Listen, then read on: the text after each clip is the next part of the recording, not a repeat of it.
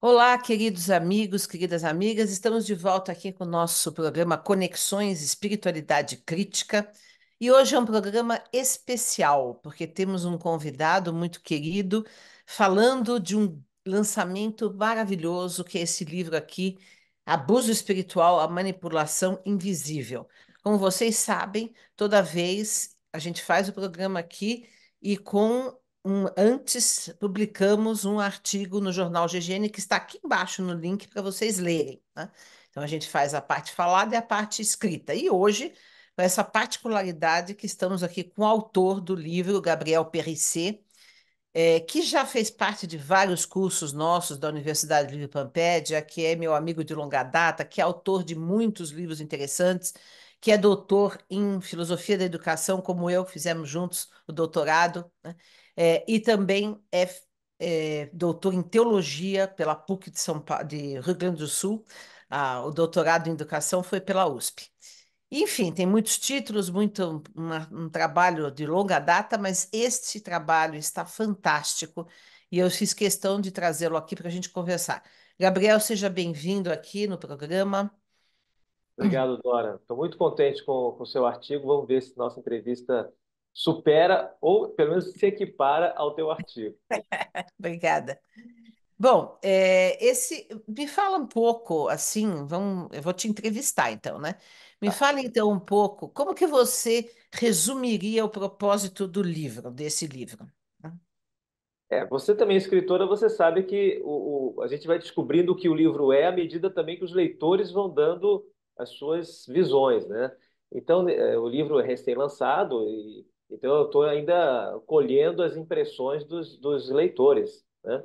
Entre eles você também. Então eu já estou colecionando. Agora, eu percebi já em várias manifestações de leitores que o livro tem uma particularidade, ele dá voz a pessoas que estavam emudecidas, silenciadas pelo próprio trauma do abuso espiritual que sofreram.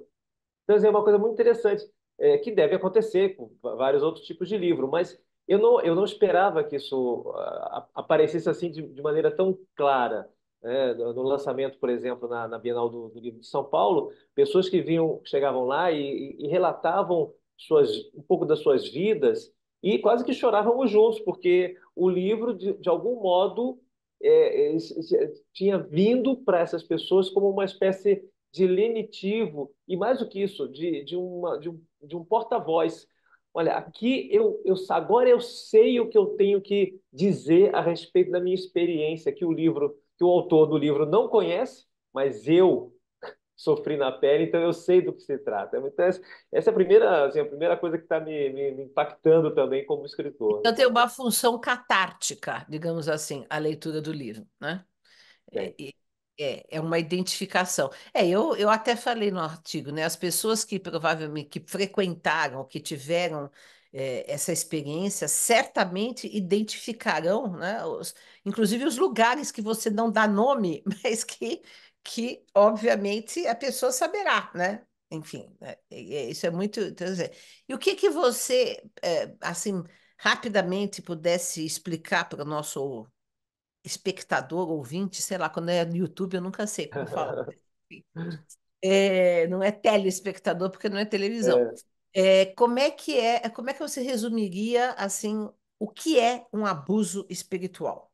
Como que a gente identifica um abuso espiritual? Porque a gente conversa muito como a gente identifica um abuso sexual, um abuso, de assédio moral, etc. Mas como que a gente identifica um abuso espiritual?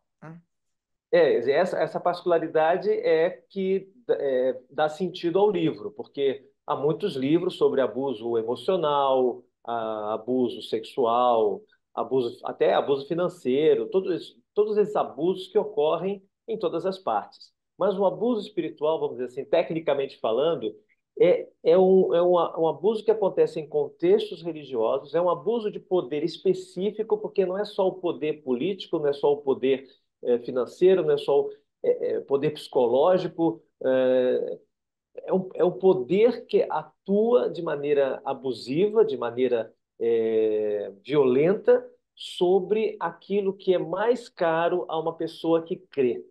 Porque Porque a vítima do abuso espiritual é uma pessoa que tem a vontade de servir a Deus, ajudar a salvar a humanidade, fazer algum tipo de ação em nome de Deus, né? E justamente nesse contexto, o abuso que acontece por parte de lideranças e tudo, de lideranças, de gurus, né, de padres, pastores, né, enfim, esse abuso é de uma perversidade especial, única, porque pega o sumo bem e transforma o sumo bem no sumo mal para a vida daquela pessoa. E por isso você também destacou no teu artigo que as pessoas que sofrem abuso espiritual tornam-se pessoas incapazes, talvez, de voltar àquela fé inicial, aquele amor primeiro, que tinha muita ingenuidade, mas que era muito puro. Então a pessoa não quer mais rezar,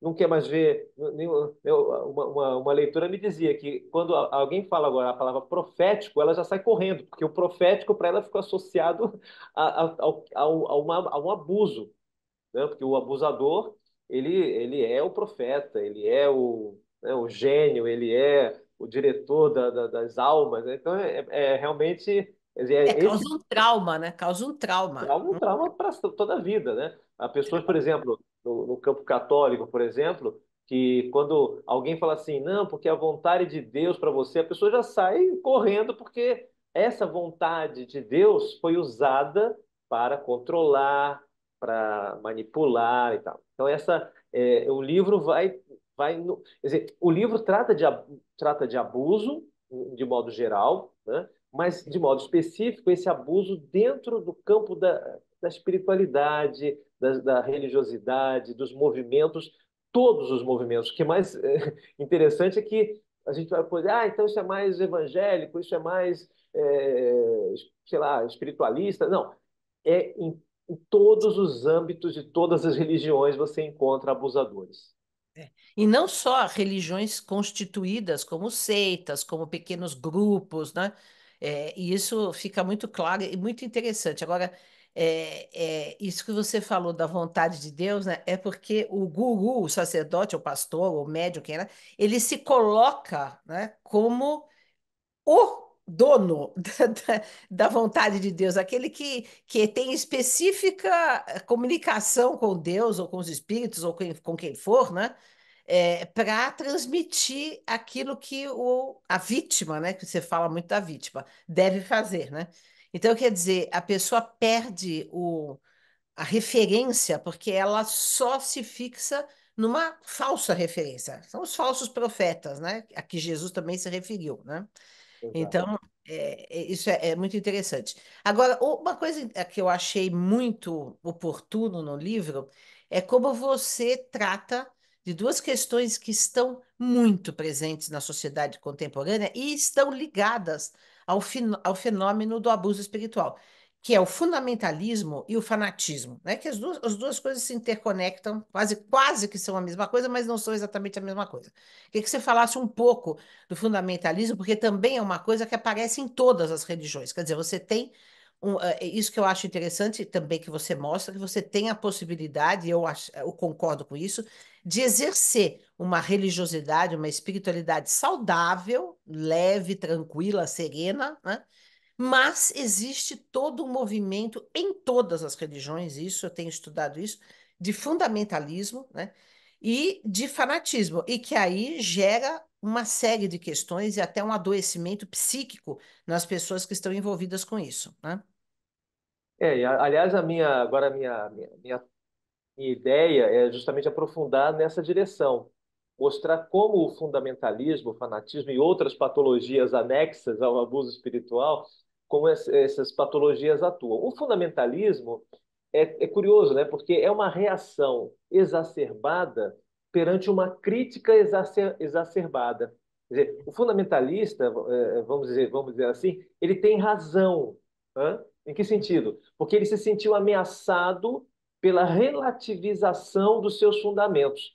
Só que, em vez de ele ter uma compreensão madura e inteligente, o fundamentalista se fecha numa agressividade e no pensamento do tipo, eu vou ficar com o absoluto. E o absoluto pode ser um texto, pode ser uma mensagem, pode ser uma figura, e aí não questiona mais nada. O fundamentalista não questiona mais nada. Então é muito doido, porque na verdade nós precisamos de fundamentos. Porque sem Qualquer fundamento coisa. a gente não caminha, mas o fundamentalista ele acha que tudo é fundamento. E qualquer arranhãozinho nessa sua construção é o fim do mundo. Então ele se transforma numa pessoa agressiva, numa pessoa fechada, incapaz de dialogar, e claro, isso vai gerar um fanatismo. O fanatismo está muito baseado, está muito alicerçado nesse fundamentalismo. De modo que ele vai se criando, vai vendo o outro sempre como uma ameaça à minha fé, uma ameaça aos meus ideais, aos meus pressupostos e tudo. Ou seja, desculpa falar assim, mas é quase que uma burrice invencível, porque a pessoa se apega àquilo, não consegue mais ler outra pessoa, ouvir outra pessoa, porque tudo é ameaça. Só que isso dá uma segurança, dá para ela uma segurança, um alívio. Ah, finalmente agora eu estou blindado, né? Porque o grande lance da fé é justamente o imprevisível. Você não sabe, você não controla Deus, você não controla a realidade, A o vida, a sobrenatural, a vida, a vida. vida. Então, esse desejo de controlar tudo tem muito a ver com fanatismo, fundamentalismo, né? Nós queremos controlar, e aí, quanto mais controladora é a pessoa, mais descontrolada ela fica. Porque, como ela quer controlar tudo, ela começa a enlouquecer, ela não relaxa. O Chesterton dizia: o que é mais fácil? Você mergulhar com a sua cabeça no mundo ou querer colocar o mundo dentro da sua cabeça? O fundamentalista ele quer colocar tudo dentro do esquema dele, só que o esquema dele vai quebrar. Então, o fundamentalista e o fanático, em geral, são autodestrutivos. Só que, junto com a sua autodestruição, eles vão destruindo também o seu entorno. Então, assim, é um processo de vertigem é, terrível, né? Só que todos nós, isso é muito importante frisar, todos nós somos fanatizáveis e todos nós somos fundamentalizáveis. E até eu tenho comentado, né, em outros momentos que o grande perigo de você discutir o fanatismo é você se transformar num fanático antifanático, porque é uma coisa que gruda. Você começa a ficar com raiva dos fanáticos e começa a ficar um fanático contra os fanáticos, né? De modo que assim, é muito grudento isso, porque tem muito a ver com as nossas inseguranças. É isso que eu ia falar, né? É. E a fonte, a origem de tudo isso, que eu acho que também você analisa isso de maneira muito interessante no livro, são quais são as questões psíquicas e emocionais que deflagram essa adesão da vítima ao fundamentalismo, ao fanatismo, ao abuso, etc., né? Quer dizer, a insegurança, a carência afetiva, o desejo de pertencimento, que são coisas humanas, né? São coisas que todo Sim, mundo tem, né? claro. E Aham. aí, então, vem o abusador e se apropria dessas fragilidades humanas e constrói aí uma dominação terrível, né? E isso então, isso eu também achei muito interessante no livro, porque caminha, né, pelo campo da psicologia, da psicanálise, né, da análise emocional do ser humano, que é a fonte de tudo isso, e que também vai pegar nos fundamentalismos políticos, nos fanatismos políticos também. Você cita o Adolf Hitler, né? Exatamente, a manipulação, né? Nunca uma manipulação tão assim, né? Explícita, um abuso de um povo inteiro, mas isso tudo faz parte desse desejo. Eu gosto muito de um livro que é do Erich Fromm, O Medo à Liberdade, né, que eu acho um dos livros mais geniais que eu li, que ele vai explicar o fenômeno do fascismo, do nazismo, por essa via emocional, né, do que quanto as pessoas querem pertencer a um grupo, se sentirem seguras, se sentirem, né, e aí elas entregam a sua liberdade, seu espírito crítico, exatamente perdendo, né, o rumo. É muito interessante. Agora, o que que você fala disso também no livro, mas gostaria que você falasse um pouco aqui. O que que você aconselha, digamos assim, ou dá como sugestão, né, de vencermos tudo isso, porque essa questão do fundamentalismo e fanatismo é um problema agora do século XXI. Ninguém imaginava uma coisa dessa, né? Parece uma coisa medieval, antiga, sei lá, da época da Inquisição, das Cruzadas, e, no entanto, está aqui agora, né? No nosso mundo. E como nos imunizarmos, né, em relação a isso? É, então, exatamente. Esse é o pulo do gato, né? Quer dizer, quando a gente conseguir entender isso, quer dizer, a primeira ideia assim, que me vem é a seguinte: a gente sempre tende a dizer que o fanático é o outro, o fundamentalista é o outro, o sectário é o outro, né? E quanto mais radicalmente a gente defende essa ideia, mais provavelmente somos nós que estamos caminhando para um tipo de fanatismo, de fundamentalismo. Quer dizer, ser uma pessoa crítica inclui ser uma pessoa autocrítica. Sim, E isso aí é também vem muito bom. É. aí vem o autoconhecimento. Porque quando eu descubro que eu tenho um abusador dentro de mim, e tenho dentro de mim uma vítima perfeita, eu começo a ser um pouco mais cauteloso até nas minhas avaliações, porque antes de chegar à crítica ao outro, eu preciso passar pela crítica a mim mesmo, porque eu sou, de alguma maneira, eu posso ser conivente com os abusadores, né? Ou posso me deixar guiar e formar ou deformar pelos abusadores. Porque a gente sabe, né, que isso é recorrente. A pessoa abusada vira abusadora. Conduz. É. É, é, e a pessoa vitimizada tende a vitimizar o outro, né? Ou a se confortar com a ideia de que é uma eterna vítima, só que essa eterna vítima começa a ser muito autoritária. Quer dizer, é muito interessante esse entranhado, né? De modo que eu diria que a primeira coisa que tem a ver com a maturidade, que tem a ver com a elaboração e ampliação da consciência, é a gente olhar para si próprio e perceber as nossas próprias fragilidades, os nossos próprios vazios, e saber conviver com isso, e não procurar remédios, né, geniais, remédios fantásticos, que geralmente são vendidos pelos manipuladores. Que o manipulador, né, ele capta, ele tem essa capacidade, ele olha para a multidão, ele vê quem é que está precisando ser manipulado. Né? Alguém dizia, eu não sei se foi Pasolini, ele dizia assim, todo torturador reconhece o seu torturado.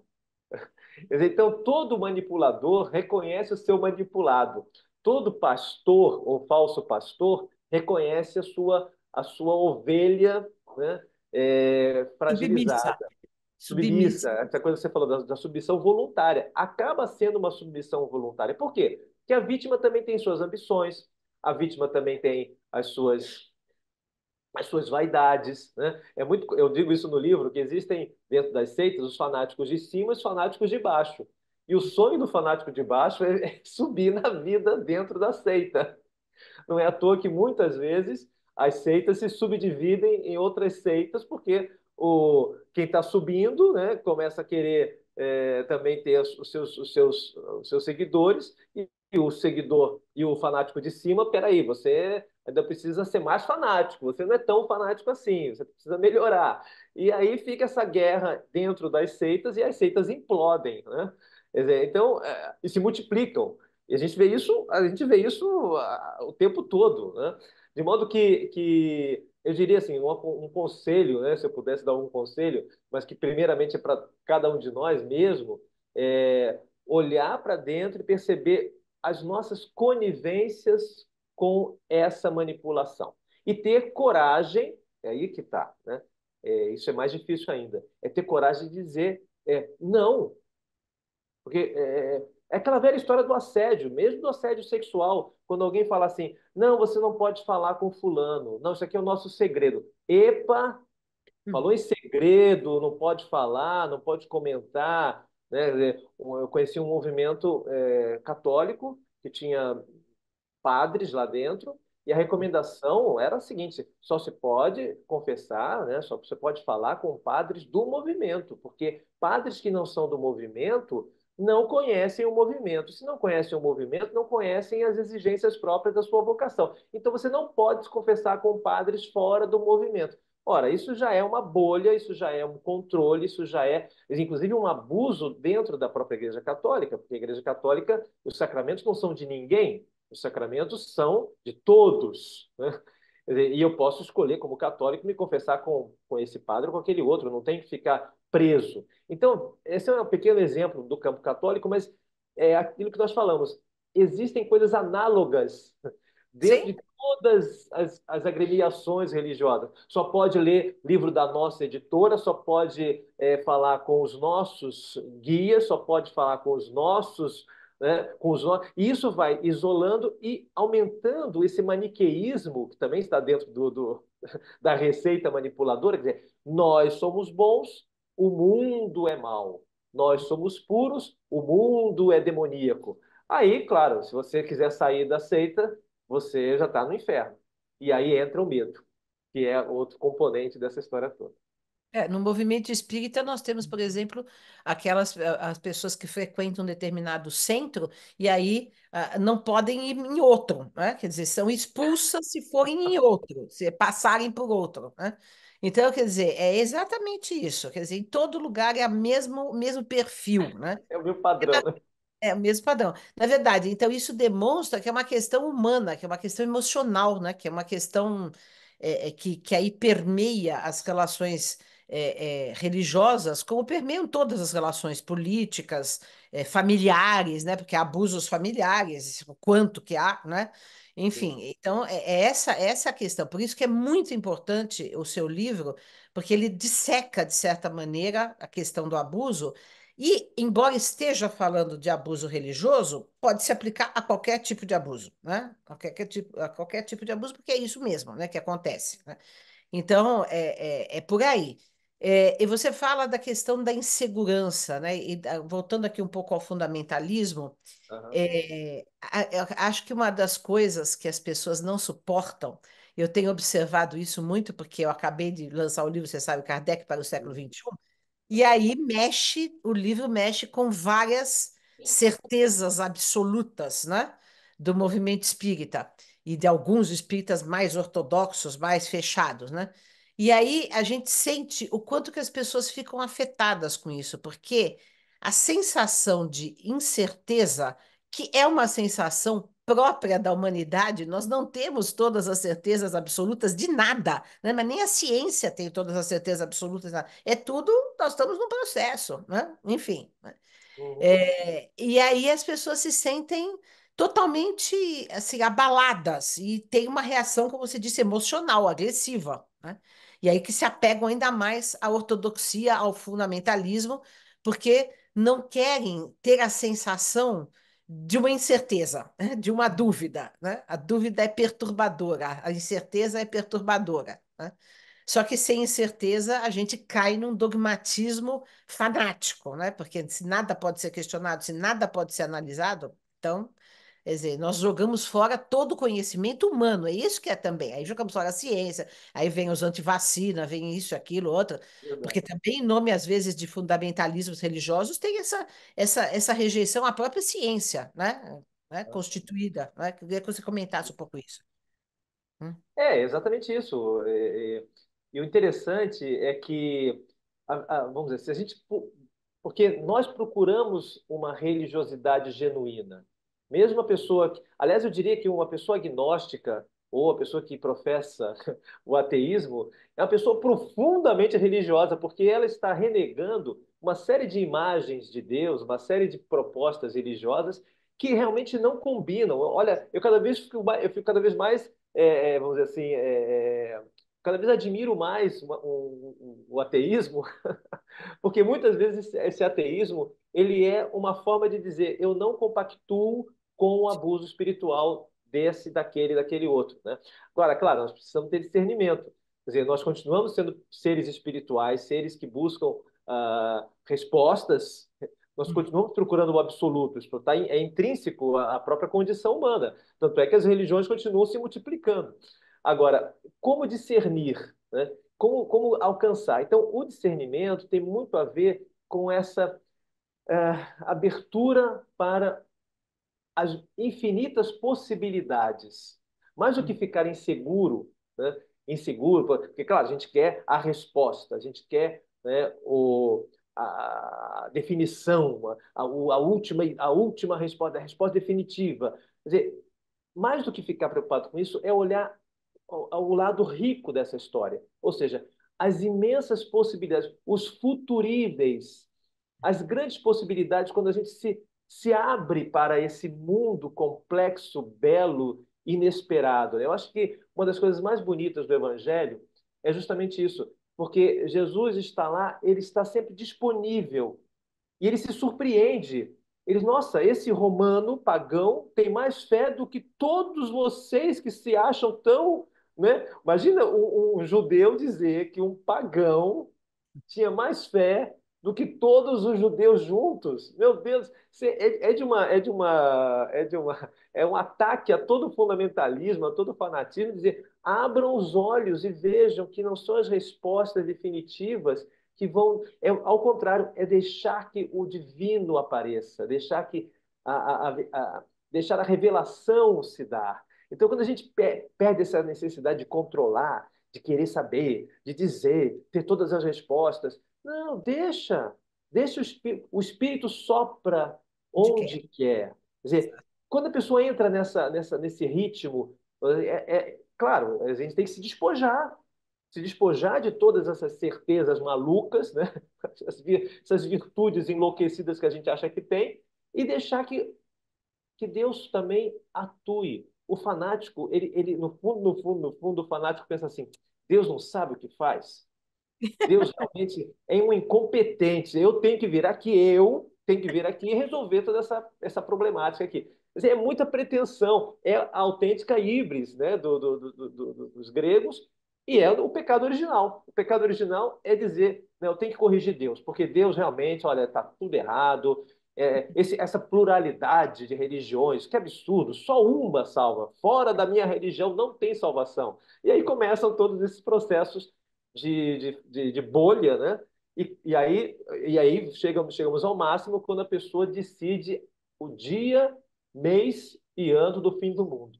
Quando É. a pessoa chega nesse nível de controle do universo, aí o mais engraçado é que aí é essa pessoa que mais me atrai, né? Porque imagina, ele sabe o dia, o mês e o ano em que o mundo vai acabar. Eu preciso ficar junto com essa seita, porque essa seita é a única que sabe tudo. Então, quer dizer, é ridículo? É, mas nós somos ridículos porque nós entramos uma vez e outra em vários tipos de golpes, não é só religiosos, não, em golpes bancários, em golpes amorosos, em golpes políticos. A gente é muito golpeável. Então, é preciso crescer em maturidade e acho que o livro propõe isso. Olha, vamos botar a cabeça no lugar. Se você está vendo alguma coisa estranha, acredite no seu bom senso. É estranho mesmo. É isso mesmo. É porque a pessoa, ela fica tirando, né, do pensamento, não, não, sou eu que estou errada, né? Ela fica se Exato. justificando, né? E aí a coisa desanda. Eu não falei no começo que o livro é da editora Paulus, né? E onde que as pessoas podem encontrar o livro? Vamos aqui agora fazer a Vamos propaganda. agora à parte mais comercial. Quer dizer, esse livro se encontra nas livrarias Paulus, né? Quer dizer, nas grandes cidades, todas as grandes cidades, eu acho, tem uma livraria Paulus conhecida, né? Mas tem a loja virtual também, a gente pode colocar aí o link em algum lugar. Mas é fácil encontrar, é fácil encontrar, não é difícil. Na Amazon tem, e enfim, não é difícil. Porque, querendo ou não, também esse tema, que é tão importante, ele ainda não é muito abordado em livros. Ele é Sim. abordado pela mídia, na internet e tal, tem bastante coisa, mas como livro, organizado assim como livro, tem uma bibliografia boa, tem uma argumentação que eu acho que é convincente. Quer dizer, a gente pode fazer um estudo melhor do abuso espiritual. É. O que eu gostei também muito do livro é que você cita diversas áreas do conhecimento, a filosofia, a educação, né? A psicologia, e autores diversos, e também autores de diferentes origens, né? Teólogos católicos, teólogos protestantes. Então, cita Nietzsche, cita, enfim, né? Eu achei que foi. E uma das partes que eu mais achei interessante que você estava falando aí, né, que é aquela coisa de querer fazer melhor que Deus ou querer controlar, que é o diálogo do Dostoiévski, né, do Grande Inquisidor, que é uma página fantástica da literatura, né? É Então, verdade. assim, é um livro muito rico, não é? Culturalmente, com muitas referências. Recomendo com todas as letras. Obrigado, Dora. Você quer falar mais? Vamos terminar aqui com alguma mensagem sua que você queira dizer a Eu respeito? acho que aquilo que você disse no começo, a gente não pode jogar fora, né, como se fala aquela imagem, né, jogar fora o bebê junto com a água suja, né? A gente tem que jogar água suja fora, tem que denunciar. Acho que é importante fazer esse exercício de crítica, de denúncia, mas a gente não pode cair no oposto, no lado oposto, que aí é criticar tudo, não se salva nada, porque aí vira um fanatismo. Só eu é que sei criticar, o resto é tudo idiota. Eu é que sou genial. Então, a gente precisa encontrar as pessoas certas, os lugares certos, no sentido não de absolutamente certos, mas pessoas confiáveis, pessoas que fazem um exercício honesto de busca do divino. E aí, independe de religião, independe de concepção de vida. Você pode encontrar isso, você vai encontrar pessoas honestas. E acho que esse sensor de honestidade que a gente tem que desenvolver primeiro consigo próprio. Quer dizer, não se enganar, não se Uhum. enganar, né? E ter um pouco essa coragem também de ser um pouco louco. Em que sentido? Se alguém chega para você e fala assim, não, Jesus está dizendo que você tem que seguir tal caminho. Aí você pode responder, pô, por que Jesus não fala comigo, né? Pô, eu sou tão amigo de Jesus, ele podia falar comigo também. Por que tem que ser você, né? Quer dizer, quer dizer, um pouco de ironia. Jesus era muito irônico, né? Ele era muito irônico porque o espírito crítico também é irônico. E a ironia, já com Sócrates e com tantos outros Exato. pensadores, a ironia nos protege da nossa própria ingenuidade. Acho que é esse talvez o ponto que mais hoje me preocupa, é que nós próprios não sejamos vítimas da nossa, da nossa ingenuidade e, portanto, vítimas perfeitas para esses espertalhões, né, que estão usando de Deus ou da religiosidade das pessoas para ter seus benefícios. Eu acho que você citou uma coisa interessante agora, né? Em relação à ironia, ao bom humor também, né? Porque os fanáticos são sisudos, são cinzentos, são, né, de cara fechada. Então, a capacidade de rir, de fazer humor, é própria. Aliás, me lembrei do nosso querido Luiz Jean Lawande, que fala do Deus que brinca, né? Exato, exato. Assim, a vida não é essa coisa fechada, né, opressora, e é isso que os fanáticos usam, né? Um moralismo opressor, uma sisudez que afasta, né? E assim, e que provoca mais uma sensação constante de ameaça do que uma sensação como Jesus queria, né? O meu fardo é leve, né? O meu jugo é suave. E ele também, né, tomava vinho, participava de festa, né, enfim, é isso, né? Eu acho que nós estamos, assim, olha só, um católico, uma espírita, e tem outros protestantes e outros que também pensam dessa maneira, porque aí a gente se encontra, né, naquilo que é essencial das religiões, né? Aquilo que pode nos levar, de fato, a um bem-estar espiritual, um encontro com o sagrado, com o divino, etc. Gente, muito obrigada, Gabriel. Foi ótima a nossa conversa, né? Como sempre, né, Dora? Como Como sempre. sempre. Como sempre. Um abraço, ficamos por aqui. Aqui embaixo, todos os links que vocês precisam para comprar o livro, para ler o artigo que eu escrevi no jornal GGN, enfim, tá tudo aqui embaixo. Um grande abraço e ficamos aqui até a próxima semana.